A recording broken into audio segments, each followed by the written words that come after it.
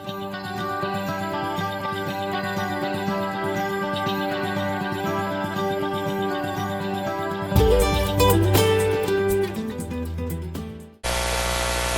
welcome to the April 26, 2022 regular board meeting. At this time, we will have first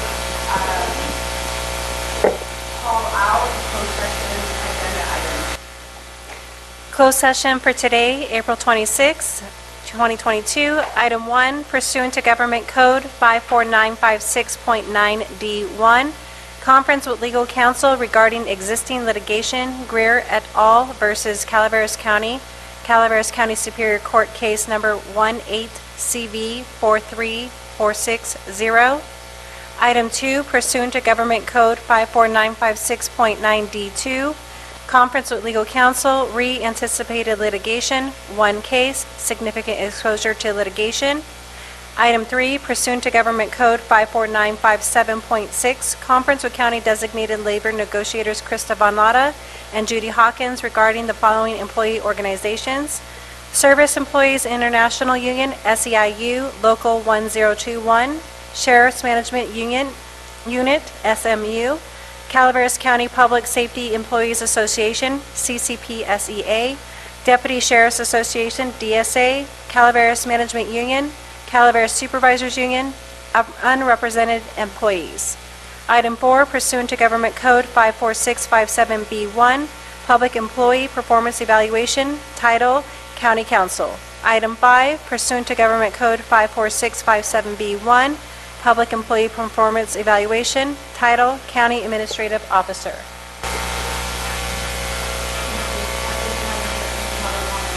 There is no online public comment.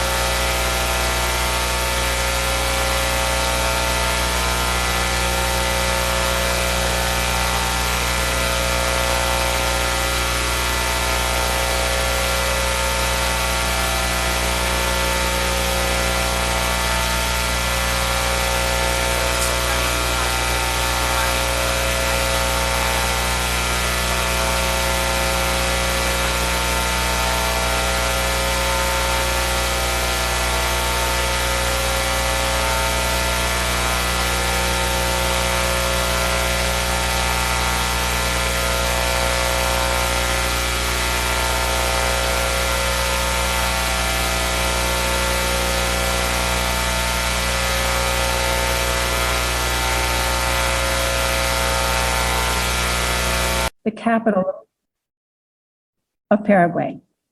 Whatever it is you are struggling to remember is not poised on the tip of your tongue, not even lurking in some obscure corner of your spleen. It is floated away down a dark mythological river whose name begins with an L, as far as you can recall. Well on your way to oblivion, where you will join these who have even forgotten how to swim and how to ride a bicycle.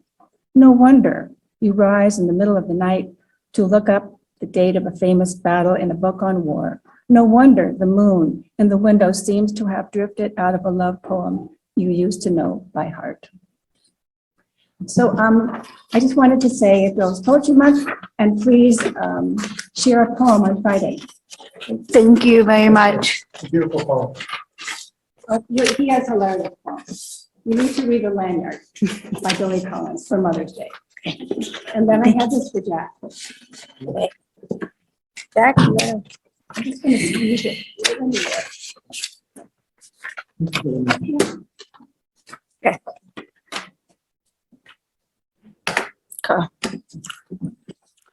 Do we have the recording thing figured out? Because that was a little bit distracting. Yes, And- sorry, so we're having to record via Zoom, so that's why that was coming in. I apologize. Okay, I just want to make sure that that doesn't impact the next, okay. Okay, here we go. Good morning, Good, Stacy, staff, Board of Supervisors, CAO, County Council. My name is Scott Fischler. I'm a resident of Calaveras County. It disappoints me greatly to be here this morning, airing the county's dirty laundry, something that could have been handled out of public view weeks ago. I'll be reading from a prepared statement for exactness. I begin. My comments are directed primarily, but not exclusively, to County Council Sarah Edwards. On March 4th, 2022, I hand-delivered a code compliance complaint to the County of Calaveras, specific to multiple egregious violations to life and safety at Moaning Caverns Adventure Park in Vallecito. Of the multiple violations, none was more egregious than the terminally deteriorated 100-year-old spiral staircase. I have provided considerable credible evidence to the County of Calaveras to force Moaning Caverns and its out-of-state ownership to close the staircase before it suddenly and unexpectedly collapses from component failure under load, tragically and negligently causing 36 casualties in an instant on this administration's watch. That is avoidable. To that end, in consideration of the approximately 8,000 revenue guests that have been permitted by the County of Calaveras to enter and use the terminally deteriorated staircase, since I credibly documented to the County of Calaveras that the staircase must be immediately removed from service.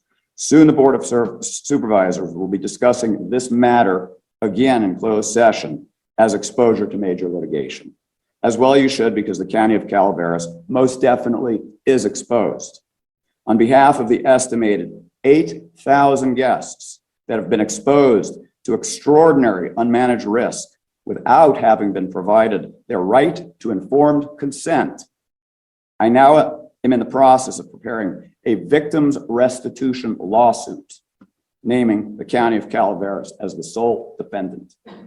I'll be seeking $10,000 per individual that the County of Calaveras has failed to adequately protect by administrative action of closing the terminally deteriorated steel spiral staircase at Moaning Caverns before it unexpectedly collapses and causes 36 casualties in an instant. $10,000 times 8,000 guests is equal to $80 million. $80 million, I repeat, $80 million. An $80 million victims restitution lawsuit is being prepared for filing against this county. It will grow to $90 million by this time next week if the county's permitted another 1,000 revenue guests on the spiral staircase this week. I've also sought administrative action from Cal OSHA. Lastly, a grand jury investigation will be requested regarding this matter for the upcoming session. I conclude. Thank you, board and staff. Good day. thank you. Is there any other public comment at this time? No? Clerk, are there any online? There's no online requests. Okay, thank you. With that, we will move on to consent agenda. Consent agenda items are expected to be routine and non-controversial, and they will be acted upon by the board at one time without discussion. At this time, is there any public comment on consent agenda? There is no public comment on the consent agenda. And seeing none in the room, I will bring it back to the board. Is there any board that wishes to pull an item from consent? If not, I ask for a motion. I'll move this item, Madam Chair. Thank you. Is there a second? Second, Madam Chair. All in favor? Aye. Aye. You got that? Okay, thank you. Next is our regular agenda, and we have item number 10. Clerk? Item 10, informational item. Clerk of the Board of Supervisors, receive a presentation from the Area 12 Agency on Aging, updating the board on the Aging and Disability Resource Connection Program.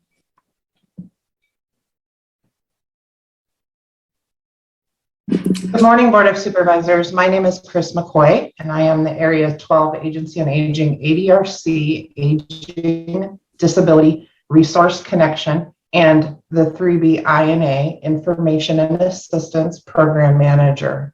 So I oversee both of those programs, again, Aging Disability Resource Connection and our Information and Assistance programs. I'm here to present to you today about our Aging and Disability Resource Connection. We were recently designated as an ADRC for the state of California, or Aging Disability Resource Connection Center. So as you can see, let me share my screen. Share. Okay. Can you guys all see my screen and see the presentation there? Yes, Chris, thank you. Perfect. Okay.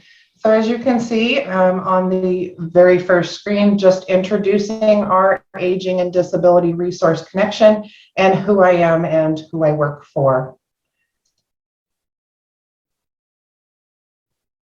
So on the second screen that I'm now sharing, this is a screen that kind of shows you for an ADRC, or Aging Disability Resource Connection of the Mother Lode, we have core partners that create that Aging and Disability Resource Connection. The first core partner, of course, is us, Area 12 Agency on Aging. The second core partner is Disability Resources Agency for Independent Living, or otherwise known as DRAIL. So it takes two core partners to create an ADRC of the Mother Lode. It takes, of course, an area agency on aging and an independent living center. So we've got our core partners. Now let me explain what an Aging Disability Resource Connection does.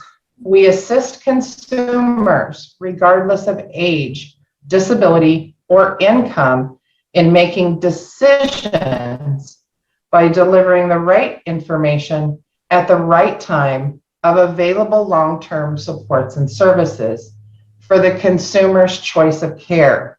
And as you can see down in the corner of that screen, I have a little maze, picture of a maze, trying to navigate through the bewildering and fragmented maze of long-term supports and services presents a daunting task for many individuals and their families. So when we ask, what does an Aging Disability Resource Connection do? That's exactly what we do, is we help those families and those individuals to navigate those long-term supports and services that are available in their county. Now, a couple ways that we do that. We have a no wrong door system. So we aim to minimize that confusion by streamlining that access to those long-term supports and services through a single reliable source. Us at Area 12 Agency on Aging, or the staff at Disability Resource Agency for Independent Living, otherwise known as DRAIL. We're a highly integrated network of various community-based organizations and extended partners. So I explained to you that we have our core partners in place. Our extended partners will be our next step, so we can start creating that integrated network.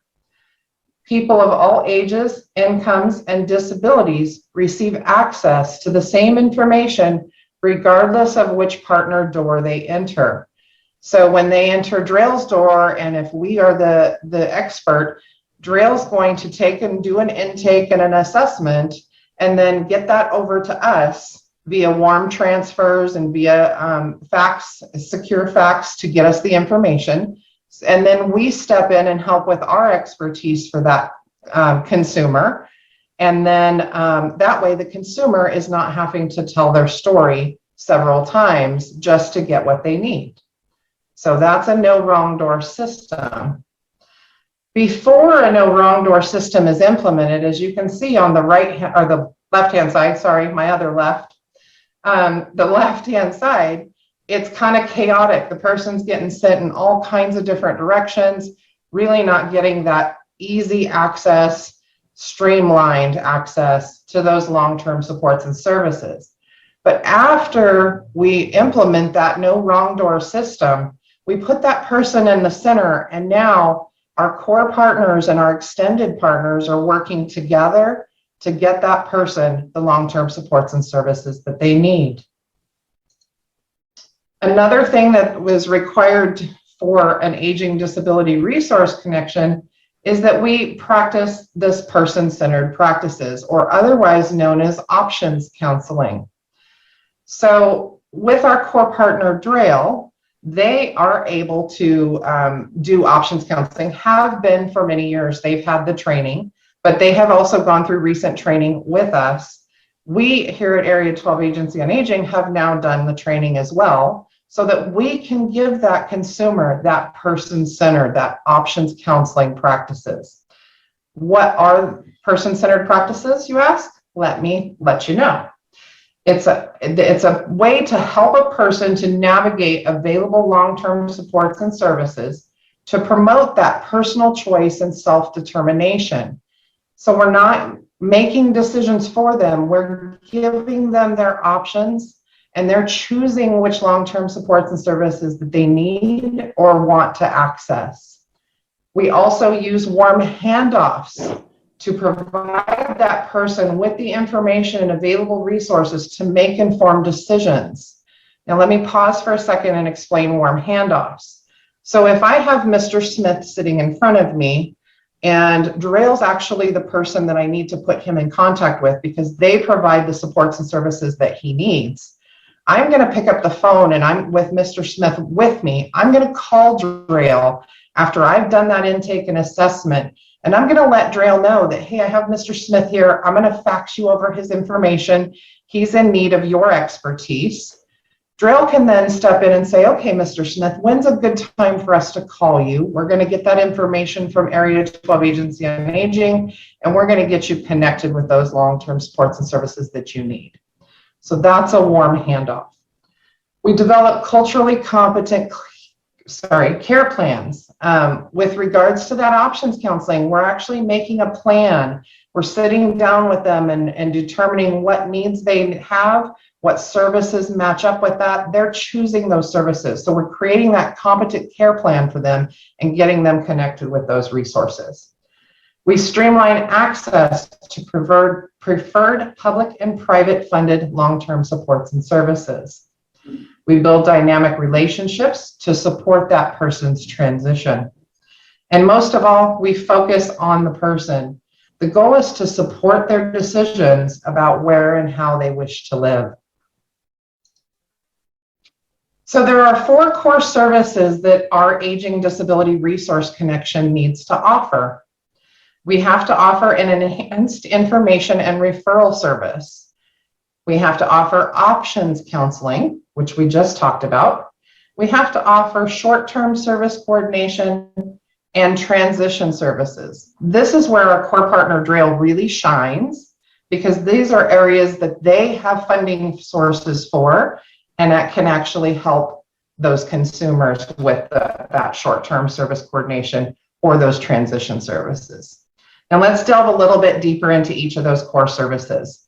So on enhanced information and referral services, how do we offer an enhanced system if we're closed part of the time, right? We're a brick and mortar building. We operate 8 to 5. What if someone needs services after 5 or needs access to figure out what services that they need after 5? So how we did an enhanced information and referral service is we created an online resource directory, which I'm going to talk about in just a few minutes. So that's how we kind of met that enhanced information referral service. Also, part of that enhanced information referral service includes that options counseling piece, which is the second core service. So we're stepping up our game and making sure that we're really sitting down with those consumers and getting to the bottom of what their needs are. We're making that care plan and we're getting them connected with those services that they want and need. With the short-term service coordination, that's in for urgent situations, things like someone's broken a leg and has been in rehab and is now transitioning to home, but may need a temporary ramp.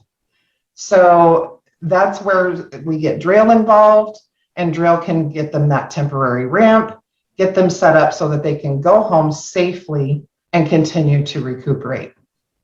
With transition services, that's more of a long-term thing.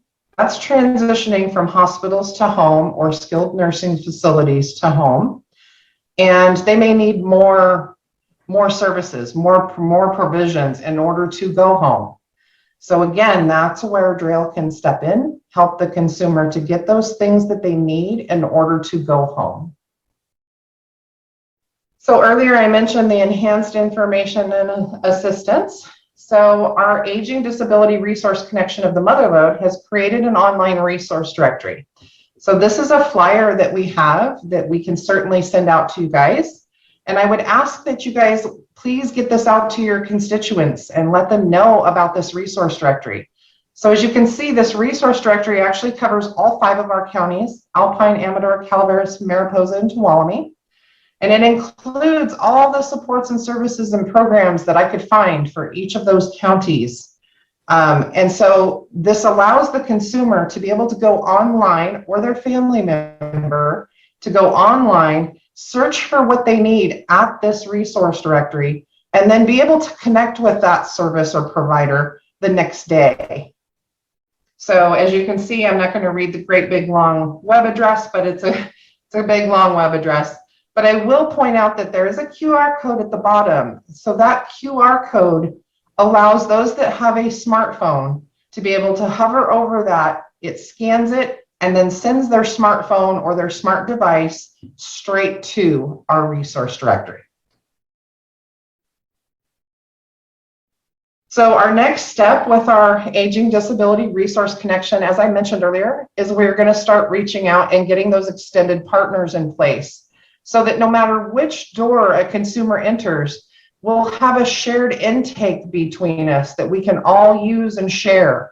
We'll have a memorandum of understanding in place so that we can share that information with each other, so that that consumer does not have to tell their story 3 and 4 and 5 times just to get the services that they need. They tell it once, whatever partner door they enter, and then that partner gets them connected with the other extended partners and whatever services that consumer is needing. So this is just a beginning list of who we're looking at to possibly become extended partners. As you can see, we're looking at like adult protective services, the caregiver resource centers, the food pantries, hospitals, nursing facilities, the ombudsman, of course, and the senior centers, veteran services, and a whole other list of extended partners. So lastly, I want to leave you with, who does an Aging Disability Resource Connection benefit?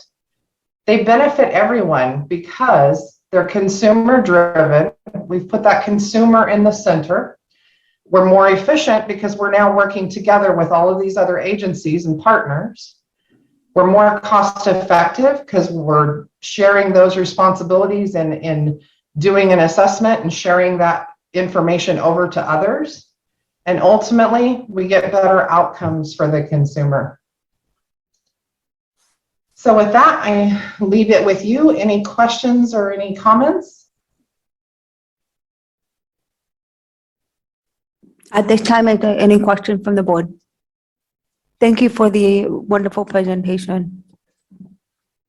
I just, Ms. Calloway. as the board representative on Area 12, Ms. McCoy, I want to thank you for presenting this. I don't think we realize necessarily all the services that Area 12 provides.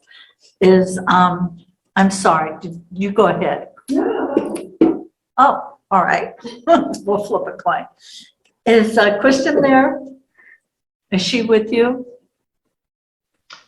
She is in the Oh, attendees side. That's all right. It's okay. I just want to remind the board that Meals on Wheels is under the umbrella of Area 12, and the high cap program, which has saved our constituents thousands and thousands of dollars from their individual counseling that they receive through Area 12.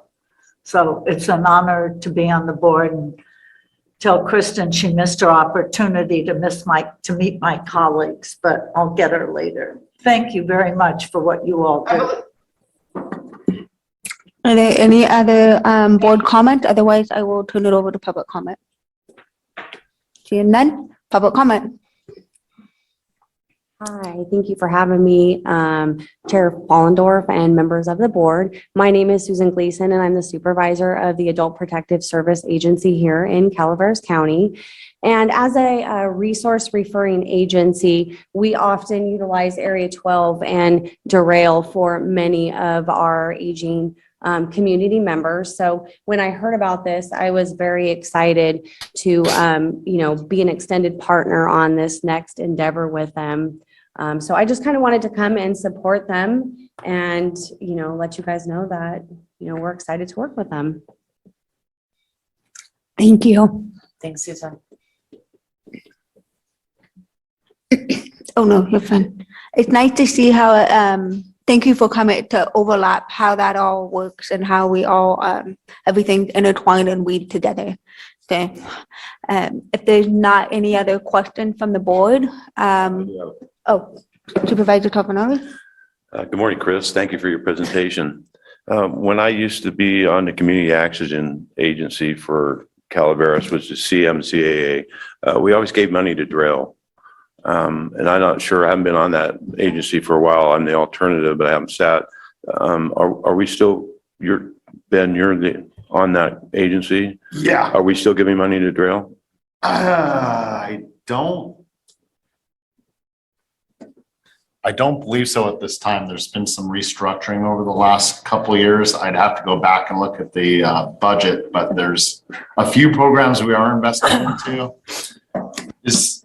I think she would have the answer before I would right now. Well, the point I was going to bring up is back then we were giving money to Derail, and their primary function was, and I'm not, maybe you could correct me if they expanded some, but their primary function was to provide ramps for disabled people to their homes, handrails inside the showers, inside bathtubs, going up to their house, and even sometimes into pools or their spas so they could get in there and relax. Is that still their primary function at Derail?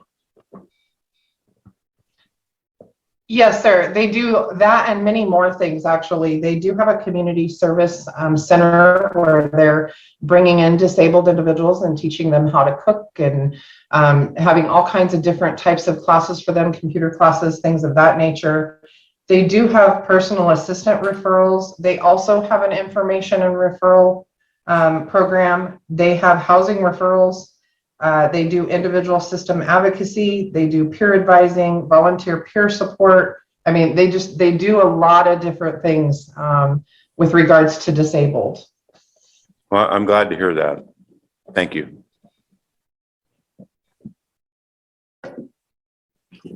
Are there any other, Supervisor Stopper?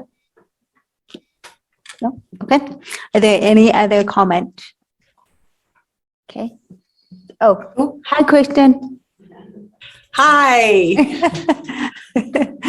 Well, Marita, I'm trying to figure out this whole system.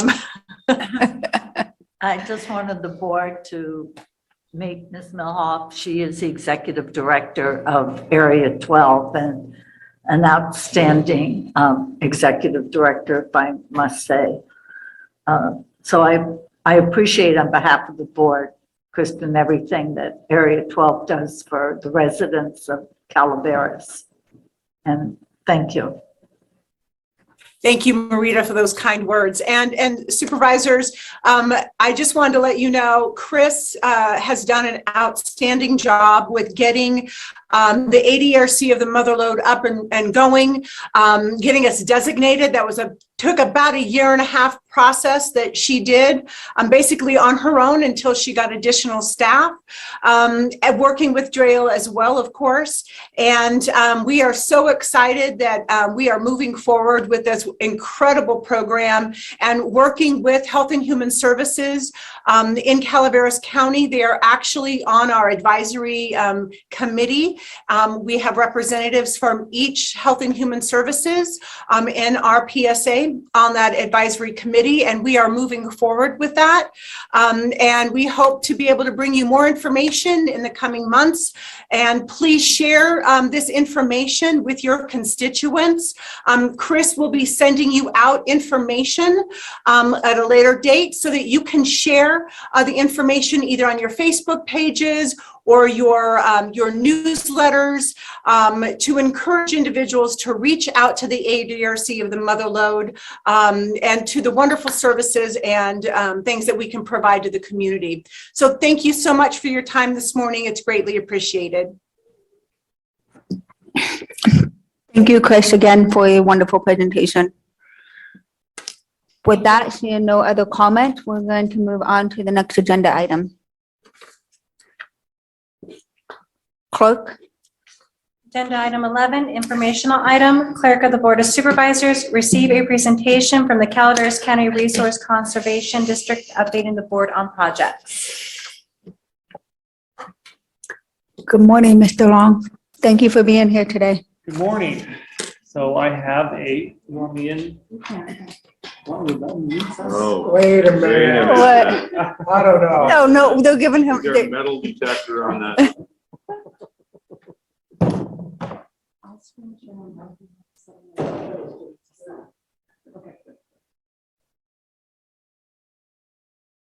Good morning. when you talk, just make sure that the light is on, the mic is on. I believe that's. Good. Do it. She's gonna throw things at you from behind. That's a good shot.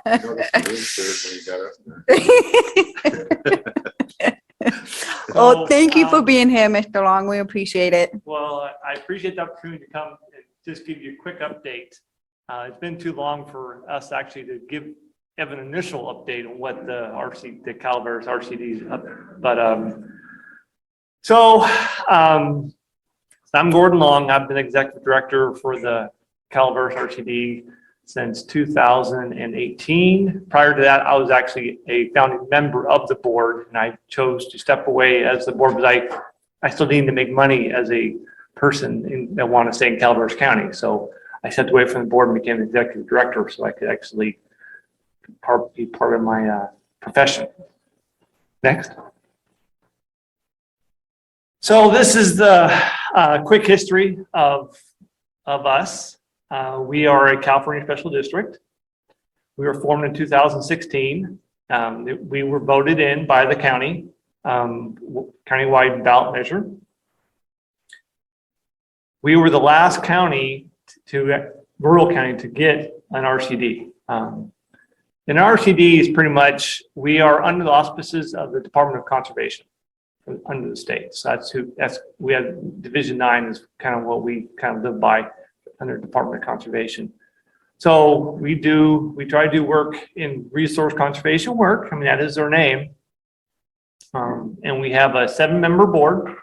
They are approved by the Board of Supervisors. So initially the board was, were given applicants, and that's gone on. And it started off being a 2-year terms for 3 of us and a 4-year term just to make sure every 2 years we had new board members coming on or being reassigned. So I said there are 4-year terms, but they started off 2 years on 3 of those. So next slide, please. And this is just the our board members. So Sid Beckman is president, Keith Halfley is vice president, Brady Du Bois is secretary treasurer, Mike Roby is director, Kent Lambert is a director, Mike Dvorak is director, and we have one open position of the seven members. We actually have one person who's trying to become the next applicant. He's trying to become a landowner in Calaveras County. To be a board member, you have to be either a landowner or an agent to a landowner within Calaveras County. Next slide, please. And then the staff said, we are all part-time positions and very part-time. Actually, I was quite excited here a month ago. I was actually given the opportunity to charge 10 hours a week to the RCD. So right now, the way that my position works is I only get paid the 10 hours a week, plus if I run a project. And right now I'm running our big project, which is the Murphy's to Forest Meadows project up there along Highway 4. Dana Simpson is our staff accountant. Mary Cole is our webmaster and files manager. Jill Michoud is project administrator for the Murphy's to Forest Meadows project. Lori Plautz is a project manager for our new Wild Ridge project, which is just above Forest Meadows. It goes from Forest Meadows along Highway 4 up to the Darby Russell Road. So that was kind of the one area along that section of Highway 4 that had not been treated. So that's actually going to start. Well, it won't start till after. We were concerned about fire danger for this project. So we actually just accepted a contract and it went through a bid process. We are a special district. We do have to go through the bid process. And that's going to start up, after this fire season. It's 144 acres of fuels reduction work. We give preference to local contractors. The contract that we chose for Wild Ridge is called Left Coast Forestry, and they're based in Tuolumne County, but we consider Tuolumne County a local area. And then Kaylee Dillashaw is another project manager, and she's running another new project we have, which is the Pine Ridge project, which is from Railroad Flat up to Summit Level.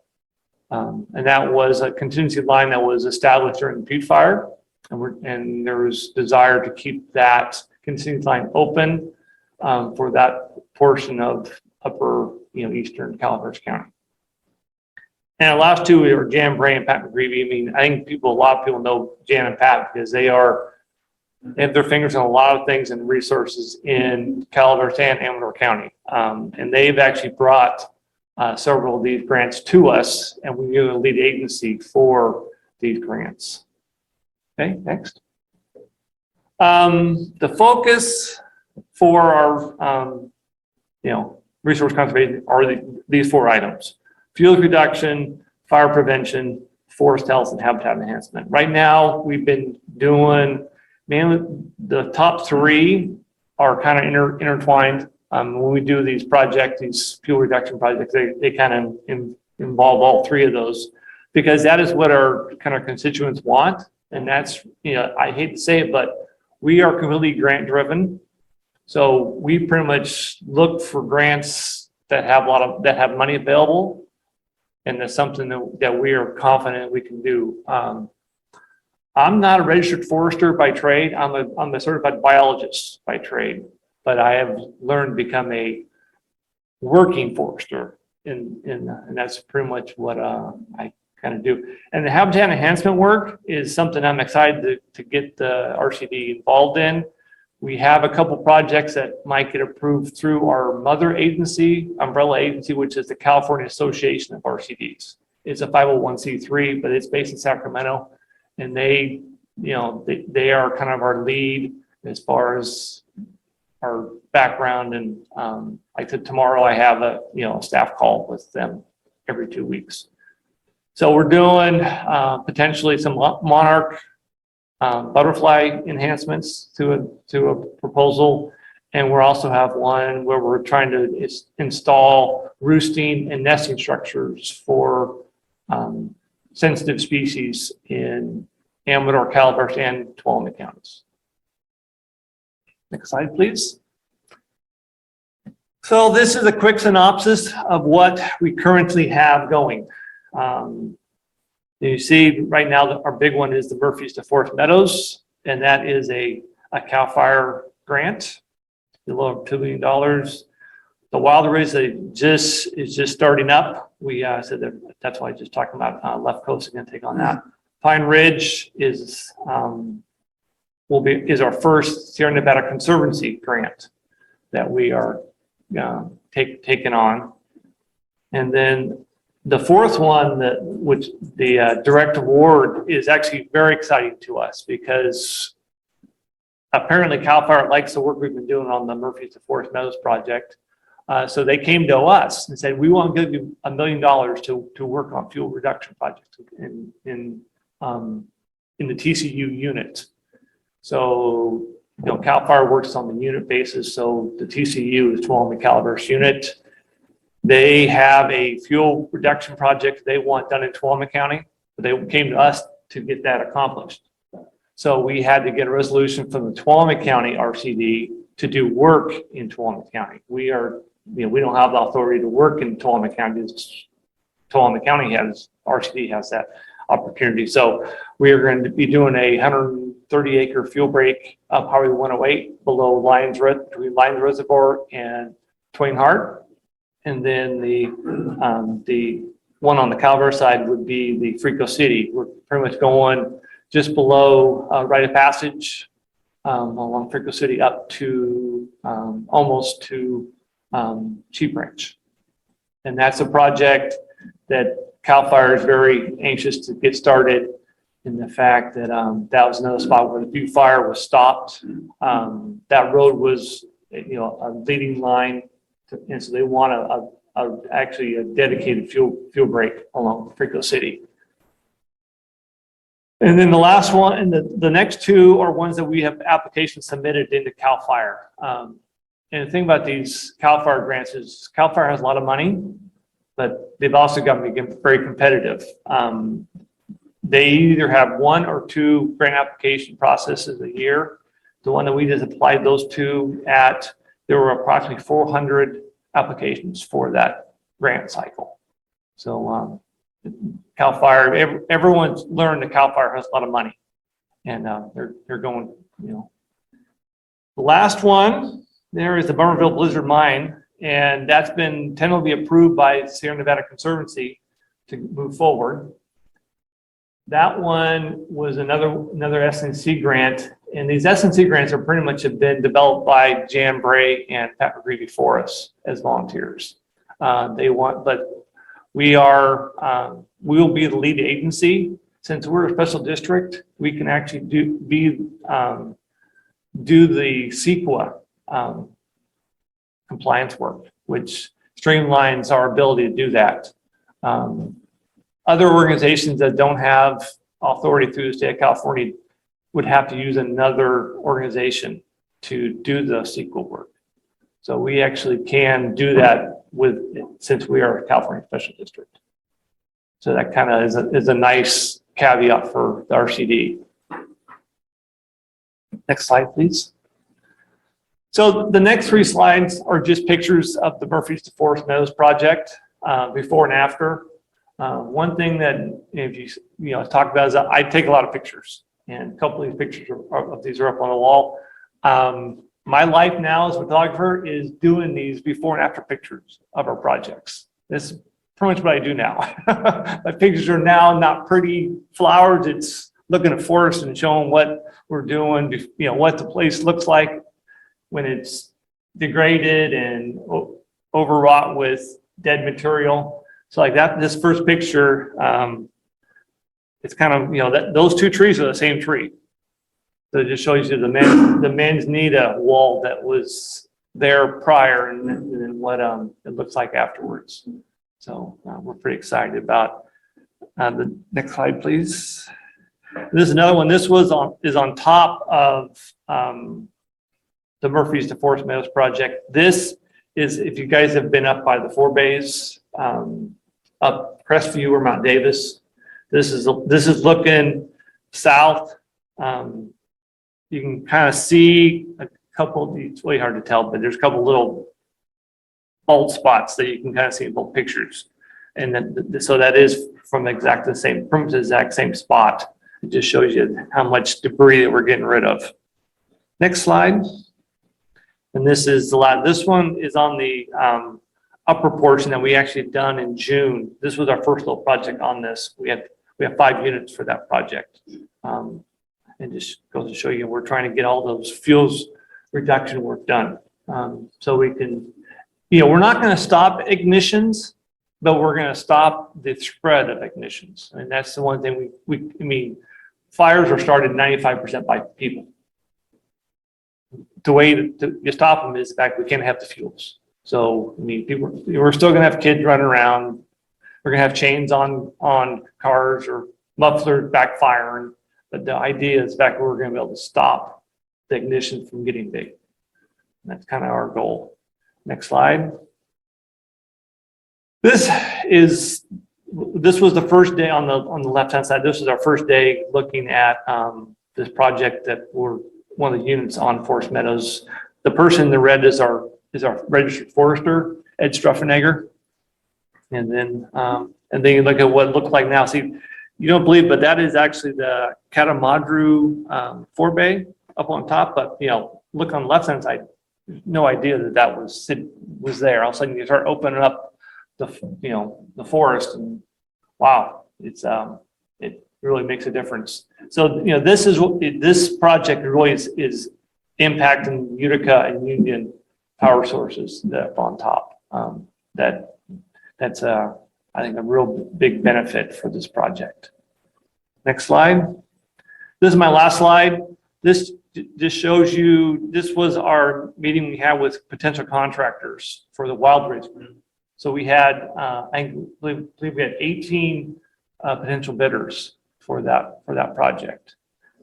So we're getting a lot of interest, and with the interest, we're also getting more competitive bids. We were concerned because our grants are done ahead of time. We pretty much say, hey, we have a certain amount of money that we would allocate to bidders. So with this increase in inflation, we were kind of concerned, well, we may not have people wanting to bid for what we can afford, because these bids were put in a year ago. But of all the people that put in, we actually had 10 bidders, and 6 of them were actually under our bid, price point, which was a positive. But it just goes to show you that people, this is it's important work, and we're doing this, and we're trying to protect our communities. So that's my presentation. Questions? Thank you. I'm going to pass it to the board members. It looks like I got a tie. So, Stopper. Well, thank you, Gordon. We really appreciate the work your board, along with you, do. It's crucial in a lot of areas. I mean, we benefiting from it down in Meyer, even on the lower end of the county, even though a majority of the work you end up doing is upcountry. Question. When you do all that removal, I mean, those forests are beautiful afterwards when you start making open space. What do you do with all the everything you take down, all the brush? That's what we also talk about. We talk about removal. We're not removing any fuels. We're just rearranging it. So it's all just turned into mulch. Okay. Yeah, that's one thing we always talk about. Well, we're doing actually, we're not. We're actually rearranging the fuels so it's on the ground. So right. So there's the ladder fuels aren't there anymore. Right. It doesn't climb the ladder up into the higher trees. Right. So yeah, it's all there. I mean, there are places where we got 10 inches of mulch on the ground. And like the CAL FIRE and SNC grants, we're not really pretty much allowed to use herbicides. So we're using that mulch as a regrowth deterrent. Okay. Yeah. No, definitely helps with our watershed also. And we appreciate your work, because one of the applications we have is that Northwest Calaveras, we're hoping that gets approved. CAL FIRE and also that that fire district is was very helpful in getting that application in. Yeah, no, it's all good work. We appreciate it all. And we're also, I mean, our board, since our board is countywide, we have some of our board members were, you know, asking, well, we're doing all this work up the hill. Why aren't we doing work down below? So we're trying to make sure that we're doing work countywide. So that's why we're doing we're putting out a Mopil application plus the one, you know, Ross Drive. Ross Drive. Yeah. Jane Lynn. So it affects Mr. Toffenali and my district in crucial spots where there's been fires in the past down there. And, you know, we got a big portion of Rancho Calaveras surrounded through other agencies other than the work that you all are doing. Yeah, absolutely. Right. Yeah, the work that they've done down there looks great. Been clearing up a lot of that manzanita. Gordon, thank you very much for here today. I really liked seeing that there were 18 bidders on the last project. I remember you and I talked probably 5 or 6 years ago. We were having a hard time getting anybody to transition from logging to this type of work. So this really shows an increase in jobs and interest from our business community to take this on, as well as new companies coming up. So that's a real plus coming out of this whole project. Well, I think it's very important. One thing I was just, you know, getting ready for this presentation this morning, I got back online, and you guys might want to look at it. I didn't have time to put it in the presentation, but the Serial project, which is going over the Yosemite YSS, Yosemite's solutions program. I mean, they're getting $22 million to do work over mainly in Tuolumne, a little bit in the Calaveras unit, but we're getting more and more money. I think we should definitely remember that, you know, it's not just fire safety, but it's economy building Yes. as well. Bringing these new dollars into our county. These are our boys and girls out working and selling sandwiches and all the other things that go into in the operation. My question is, Gordy, what are ways that our board can help your board continue to be successful? Boy, I mean, we've kind of established our board to be pretty independent. In fact, because we're not asking for any money, we're kind of proud of the fact that we're doing this all, you know, on ourselves. Without us. So stay out of your way. Is that what you're saying? That's what I'm hearing. So we do want, that's the thing about this, that's why I want to make you guys look at the Serial project, is the fact that this is a project that was pretty much three-pronged between the National Forest Service, the YSS group, and Tuolumne County. So the county was directly involved in that big project. So at some point, we may be coming to you just to see if we want to, you know, be more of a partner with the county. Well, thank you. And it seems like you've got some wind under your wings with these grants going forward. And So we're completely stoked about the one that Cal Fire came to us with, that they want to give us $1 million. We'll give you $1 million to do work.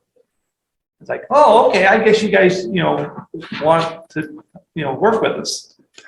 Well, and I think that's a compliment to your board, to you and your board of the work successful work that you're doing. And I gotta give a shout out to 2 of our board members who are actually our foresters. So Sid Beckman, who's our president, is a retired U.S. Forest Service fire ecologist.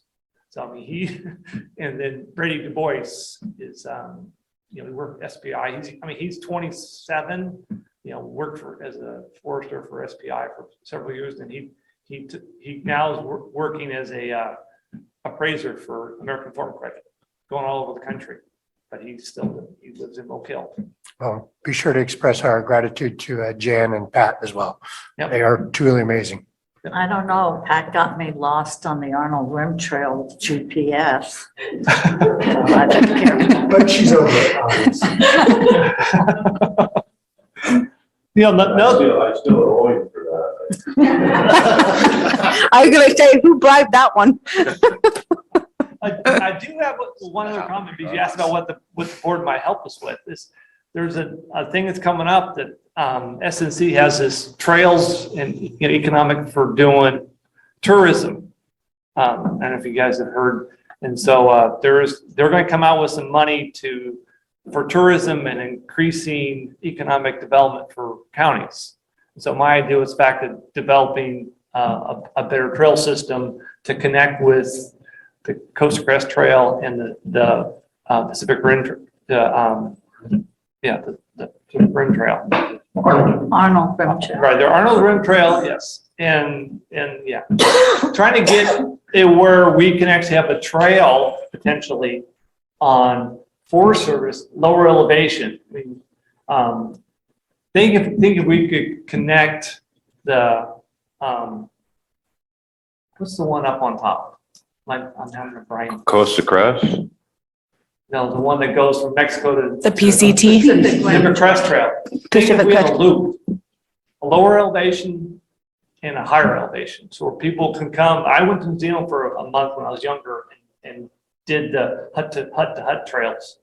And I met people from 20 countries in New Zealand on these trails. I mean, why couldn't we do that in California? And why can't we start it here with Pacific Rim Trail, with the Coast to Crest Trail, and Pacific Crest Trail? Why can't we have where instead of having to fly somewhere, you can hop one place and wrap around and do it? So, I mean, I think that'd be a fun thing to get started in the Central Sierra. You have any more questions? I think Marita? Ms. Lund, could you please tell Mr. Schottenegger hello? I haven't seen him I'm seeing him this afternoon. since we were on opposite sides of a civil cultural issue. With the bids that you received, that was predominantly before the increase in fuel costs.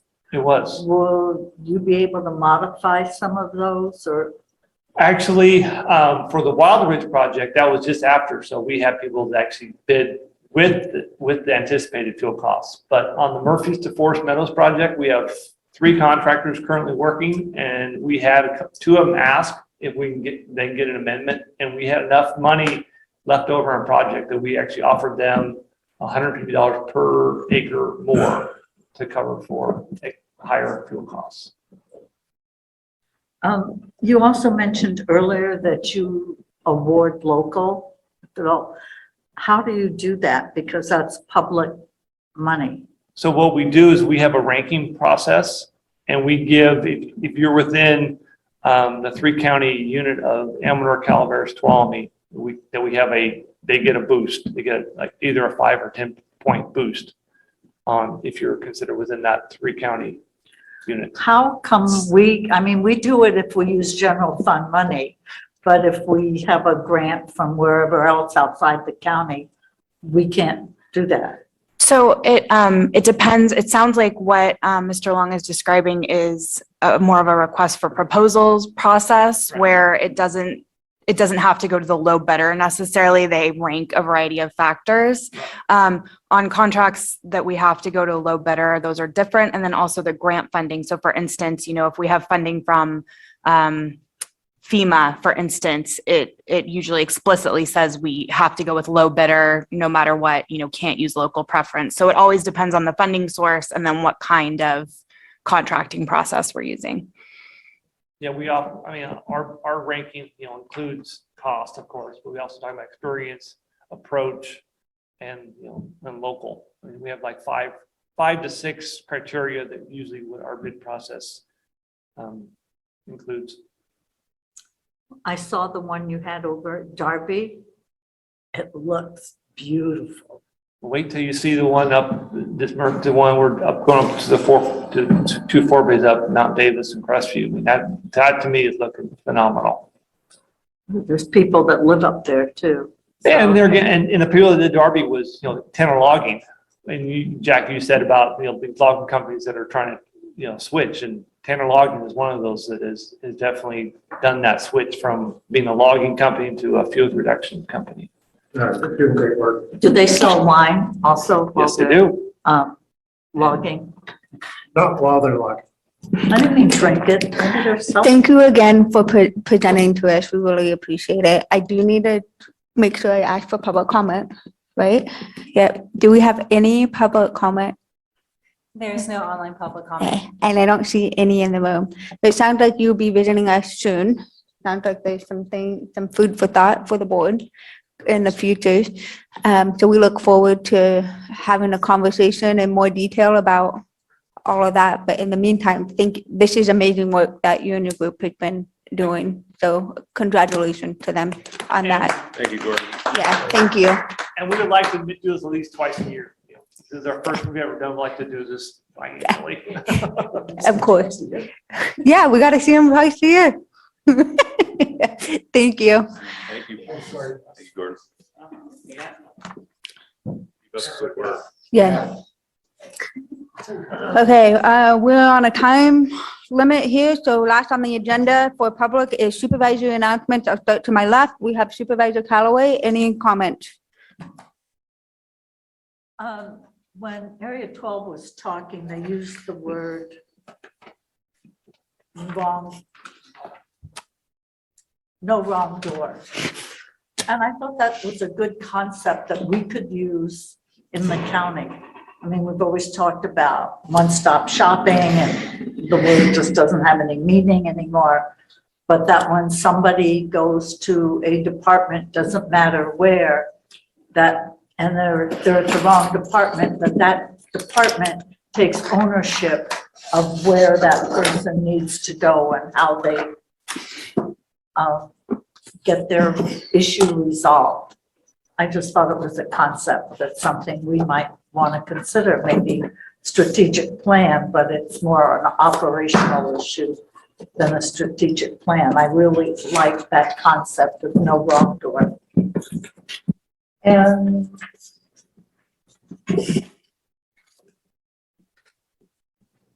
I'm going to Risky Reno for the first time in 35 years or however long. I am really excited. Do I wear my cowgirl hat? Yeah, and boots. You're fine. Okay. I'll order you a mustache.